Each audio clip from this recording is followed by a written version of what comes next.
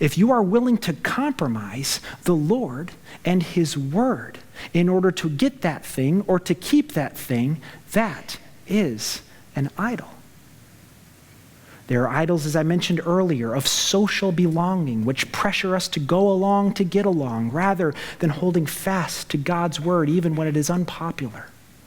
There are idols of hedonism, which sing their siren song to us. If it feels good, why not indulge? And yet the Lord calls us to turn from all those idols. And this was the practice of the early Christians, by the way. They didn't simply add worship of Jesus alongside their worship of these other false gods. They turned to God 180 degrees away from their idols to serve, as verse 9 says, the true and living God. He is the only one who is true. He is the only one who is living. Remember how that was so graphically demonstrated on Mount Carmel in 1 Kings 17, where the prophet Elijah had that showdown with 400 prophets of Baal, and they said, we can call on our God Baal to bring down fire from heaven and consume our sacrifice. And they called out and they called out and they called out to the point where Elijah teased them a little bit and said,